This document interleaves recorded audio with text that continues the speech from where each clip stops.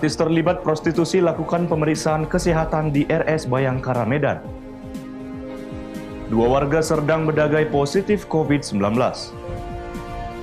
Menghadapi tahun ajaran baru, Dinas Pendidikan Kabupaten Karo lakukan inspeksi mendadak ke sejumlah sekolah. Selamat malam pemirsa, selain cuplikan berita tadi, kami juga akan menghadirkan sejumlah informasi menarik lainnya. Bersama saya Denny Lagustran, pemirsa, inilah Sumun Hari Ini Malam selengkapnya.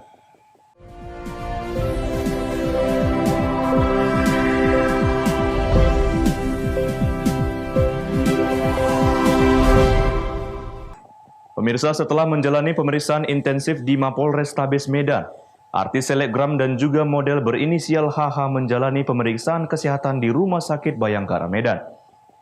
HH diamankan polisi dari salah satu hotel berbintang di Medan diduga terlibat prostitusi. Pemain FTV ini diboyong dari Mapolrestabes Medan ke Rumah Sakit Bayangkara.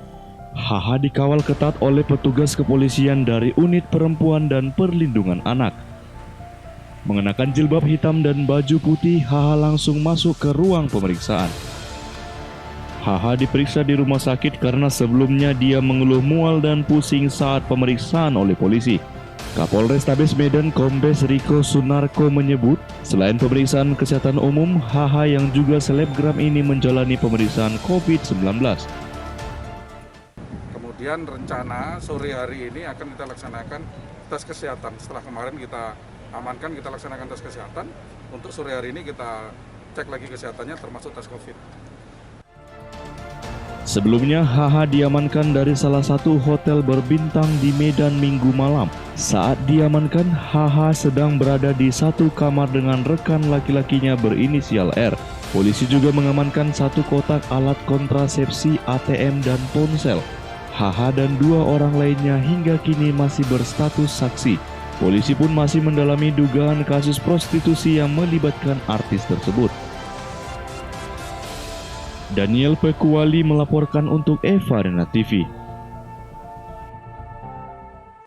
Akibat jadwal proses belajar mengajar secara tatap muka belum diberlakukan, para siswa SMK Negeri 2 Penyabungan Mandailing Natal yang sudah datang ke sekolah dipulangkan. Para siswa mengaku ingin kembali belajar seperti biasa. Beginilah suasana hari pertama pelajar kembali masuk sekolah di Kabupaten Mandailing Natal.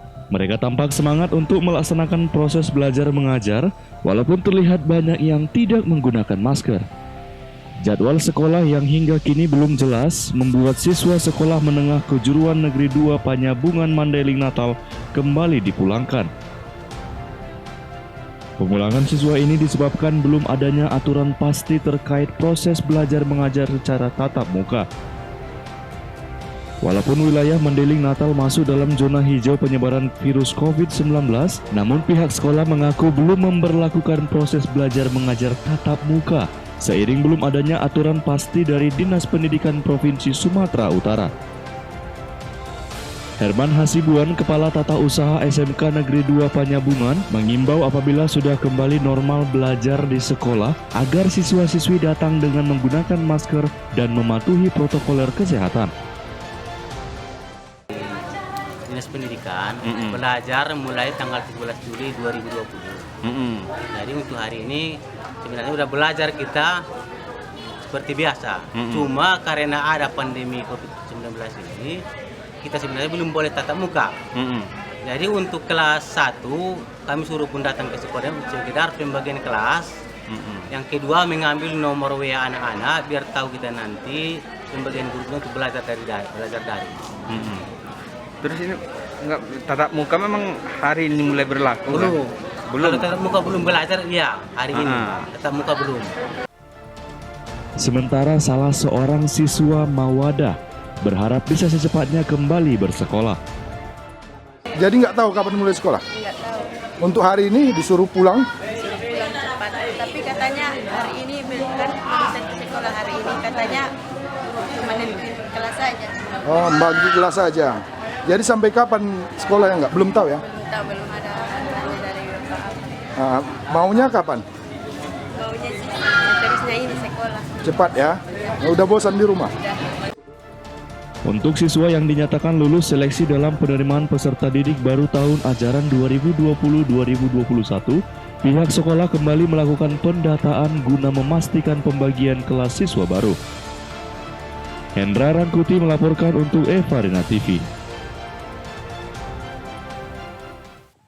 Pemirsa, untuk memutus mata rantai penyebaran COVID-19, Pemkab Batubara Sumatera Utara menggelar razia masker dan rapid test, serta penyemprotan disinfektan dadakan di sejumlah tempat umum.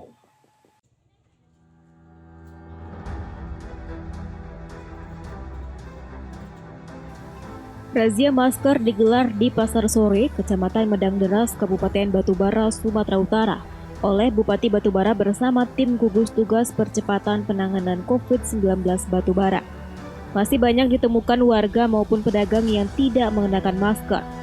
Setelah diberi pengarahan, warga kemudian diberi masker gratis. Selain membagikan masker, tim gugus tugas percepatan penanganan COVID-19 Batubara juga melakukan rapid test dadakan kepada sejumlah pedagang dan pengunjung pasar, serta penyemprotan disinfektan.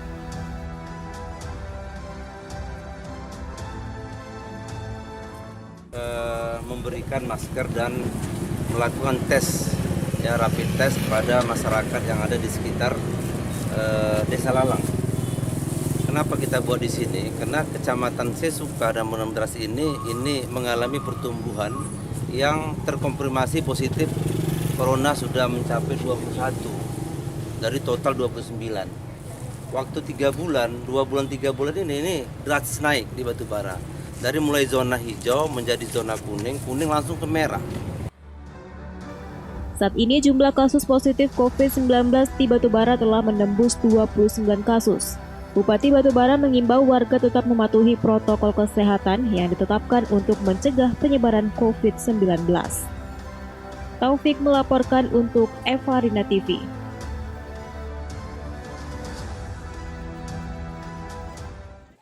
Sumun hari ini malam masih akan kembali sesaat lagi, tetaplah bersama kami.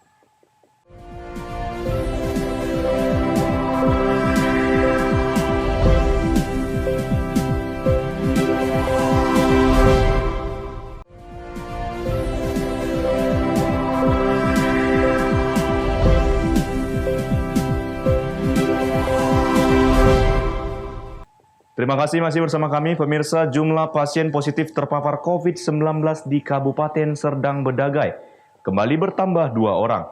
Masing-masing warga Kecamatan Tebing Syah Bandar dan seorang lagi warga Kecamatan Seibamban.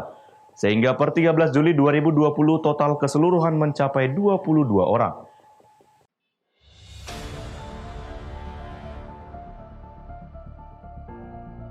Berdasarkan data gugus tugas percepatan penanganan COVID-19 per hari Senin 13 Juli 2020, pasien positif terpapar COVID-19 mengalami penambahan sebanyak 2 orang. Kedua orang yang dinyatakan positif COVID-19 ini diantaranya berinisial RW berjenis kelamin perempuan berusia 50 tahun, warga Kecamatan Tebing Syah Bandar, seorang karyawan di salah satu wisma dan penginapan di Kabupaten Batubara. RW diduga terpapar COVID-19 setelah sebelumnya pemilik wisma tempat korban bekerja dinyatakan terlebih dahulu positif COVID-19. Sedangkan korban kedua yang dinyatakan COVID-19 berinisial YML berjenis kelamin laki-laki berusia 23 tahun, warga Kecamatan Sebamban, Serdang Bedagai. YML diketahui sudah mengalami demam sejak 3 bulan yang lalu dan sudah berobat di beberapa bidan di sekitar tempat tinggalnya.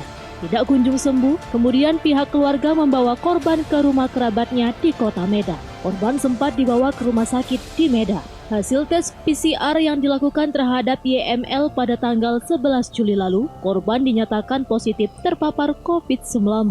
Menurut juru bicara gugus tugas percepatan penanganan COVID-19 Kabupaten Serdang Bedagai, Akmal AP, saat ini kedua warga Serdang Bedagai yang dinyatakan positif COVID-19 ini sudah menjalani perawatan di rumah sakit rujukan. Sementara Dinas Kesehatan Kabupaten Serdang Bedagai juga sudah melakukan prosedur penanganan terhadap keluarga dan lingkungan tempat tinggal kedua korban.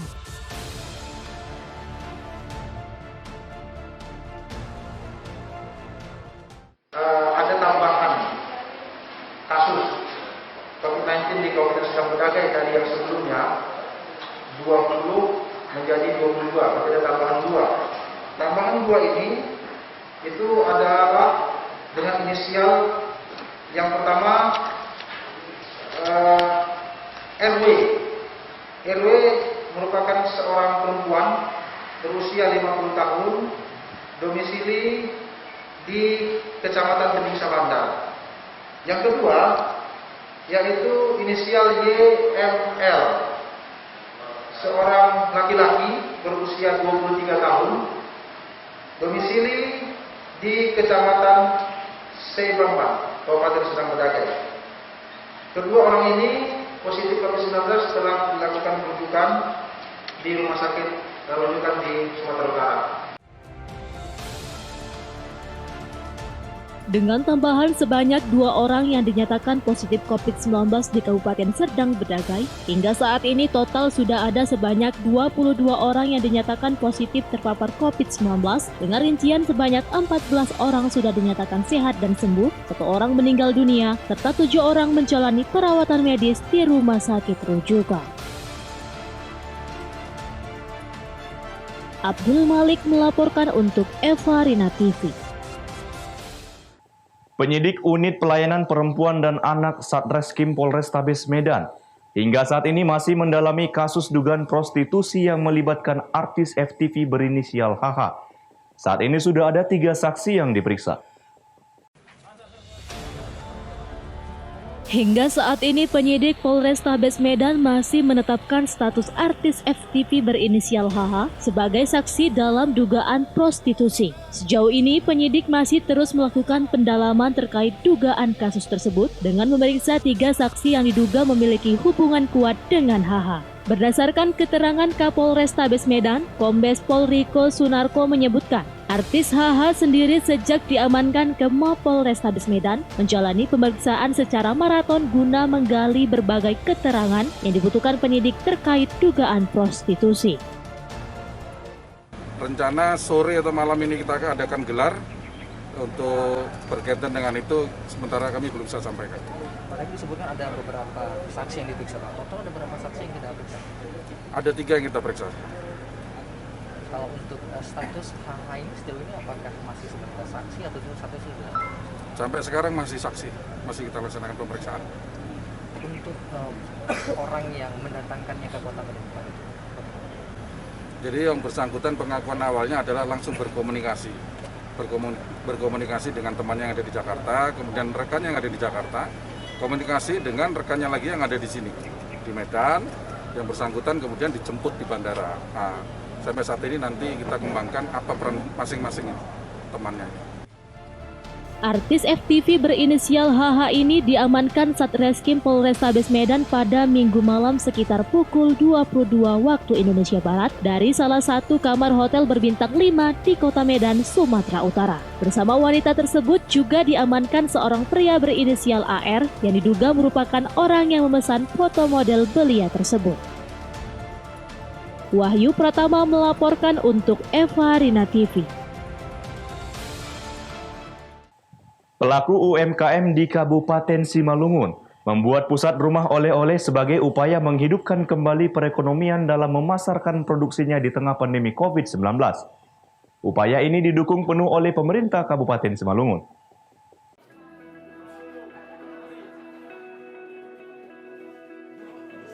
Bupati Simalungun JR Saragih mengapresiasi Asosiasi UMKM di Kabupaten Simalungun yang menggerakkan produksi rumah tangga atau home industry. Ungkapan ini disampaikannya saat melakukan peresmian rumah oleh-oleh yang dilaksanakan di Kecamatan Pamatang Sidamanik pada Senin 13 Juli 2020. Bupati Simalungun JR Saragih mengatakan, rumah oleh-oleh yang digagas oleh UMKM Simalungun ini dikembangkan sebagai upaya untuk menghidupkan kembali penggiat industri rumah tangga dalam memasarkan produksinya, sekaligus sebagai salah satu pendukung program ketahanan pangan baik bagi daerah Kabupaten Simalungun maupun Provinsi Sumatera Utara di tengah pandemi COVID-19. Pemkab Simalungun sangat mendukung gagasan yang dilakukan oleh Asosiasi UMKM Kabupaten Simalungun. Seluruh produksi UMKM nantinya akan disediakan gerai di Gedung Juang dan tempat-tempat wisata, mulai dari makanan, souvenir, hingga kerajinan tangan lainnya. Kami hadir di sini bersama Pak Kapolres, Pak Dandim, mewakili Danrem, mewakili Kajari, sangat memberikan apresiasi kepada pengurus UKM-UKM ini dengan tujuan bagaimana supaya masyarakat bisa kembali meningkatkan produksinya di rumah. Kenapa kita katakan dalam suasana COVID ini kita sama-sama mengetahui bahwa sekarang ini ada kendala, khusus penggiat UKM kita ini banyak stok di rumah, menjual pun sulit. Karena apa?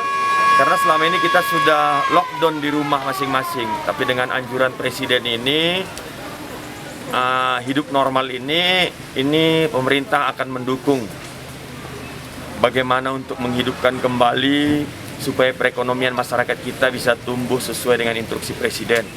Untuk itu kami hadir di tempat ini menandakan bahwa kami mendukung 100%. Bagaimana, dan tadi sudah saya katakan untuk Kabupaten Simalungun, kami mengharapkan penggiat-penggiat UKM kita ini bisa hidup. Kita lakukan gedungnya itu di Gedung Juang.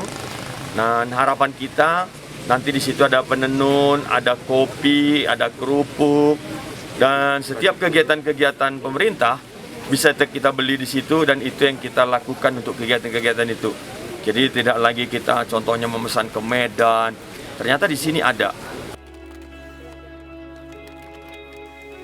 Ketua Asosiasi UMKM Sumatera Utara, Ujiana Sianturi, juga menyampaikan dukungannya kepada UMKM Simalungun yang membuat rumah oleh-oleh tersebut. Hingga saat ini sudah ada 300 pelaku usaha yang tergabung di Asosiasi UMKM Sumatera Utara, dan semua produk industri rumah tangga nantinya akan ditampilkan di gerai-gerai yang sudah disediakan. Dengan adanya pusat oleh-oleh ini, kiranya ke depan dapat diberdayakan oleh pemerintah maupun masyarakat.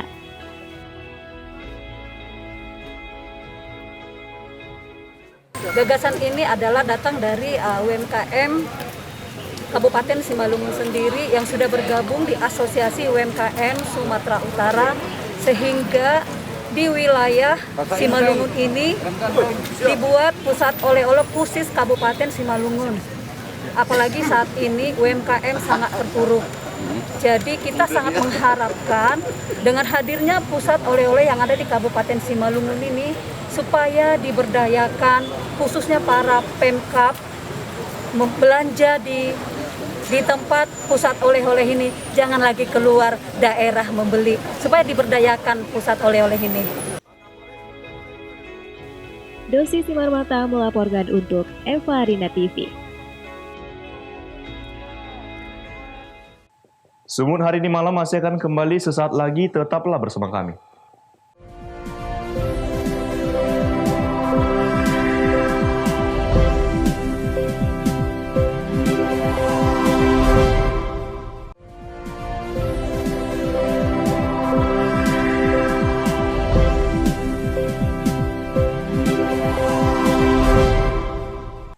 Terima kasih masih bersama kami pemirsa dalam menghadapi tahun ajaran baru. Dinas Pendidikan Kabupaten Karo melakukan inspeksi mendadak ke sekolah. Kunjungan ini untuk memastikan kesiapan sekolah dalam pembelajaran yang dilakukan secara daring di masa pandemi. Dinas Pendidikan Kabupaten Karo melakukan sidak ke sekolah menengah pertama untuk melihat secara langsung kegiatan yang ada di sekolah dalam menghadapi tahun ajaran baru di masa pandemi. Sebelumnya, Dinas Pendidikan Karo sudah mengeluarkan surat edaran untuk tidak melakukan kegiatan tatap muka dengan seluruh siswa, dikarenakan masih rentan akan penyebaran COVID-19. Menurut Kepala Dinas Pendidikan Karo, di masa pandemi COVID-19 ini dirinya mengimbau agar memaksimalkan pembelajaran jarak jauh bagi siswa. Khusus bagi sekolah ataupun siswa yang tidak memiliki jaringan internet, pihak sekolah harus memaksimalkan cara bagaimana agar siswa dapat terus belajar, baik secara daring maupun luring. Selain menggunakan media sosial, pihak sekolah juga diharapkan tetap membuat salinan pembelajaran online ke bentuk cetakan, seperti membagikan buku pelajaran maupun lembar kerja siswa. Dan pembagiannya pun dilakukan secara bertahap agar tidak terjadi berkumpulnya siswa. Dinas Pendidikan telah mengeluarkan surat edaran ke sekolah. Nah, dalam rangka tahun pelajaran baru ini tetap dimulai pada tanggal 13 Juli 2020. Namun karena kita berada pada zona merah, kita masih melakukan pelaksanaan pembelajaran dengan jarak jauh.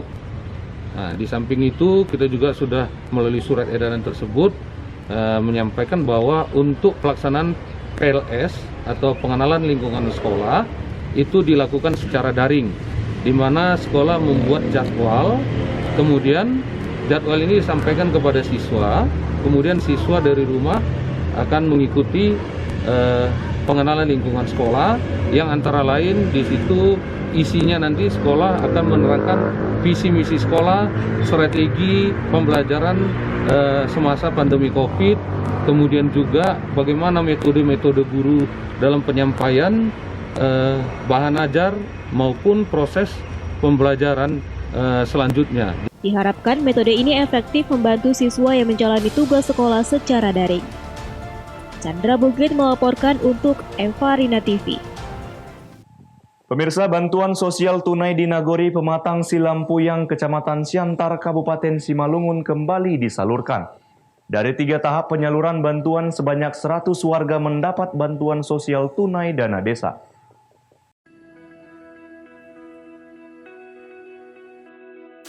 Seperti inilah suasana penyerahan BST kepada masyarakat warga Nagori Pematang Silampuyang, Kecamatan Siantar, Kabupaten Simalungun. Bantuan tersebut ditujukan kepada masyarakat yang terdampak COVID-19.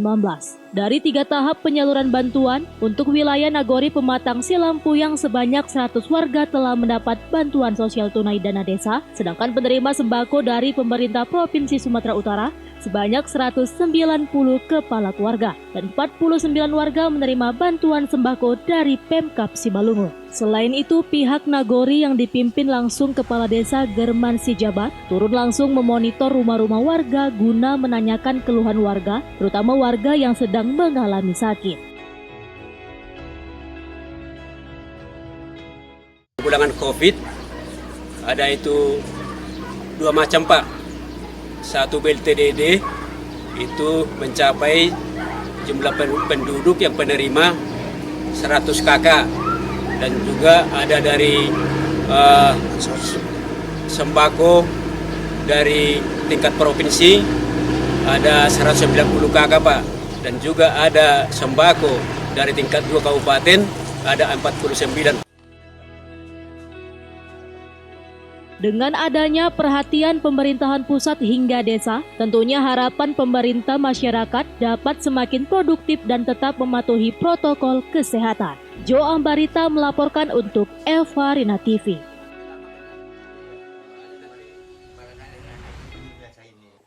Pemirsa, demikianlah rangkaian informasi dalam Sungut hari ini malam ini. Saya Daniel Agustran mewakili kerabat kerja yang bertugas pamit undur diri. Terima kasih atas kebersamaan Anda dan sampai jumpa.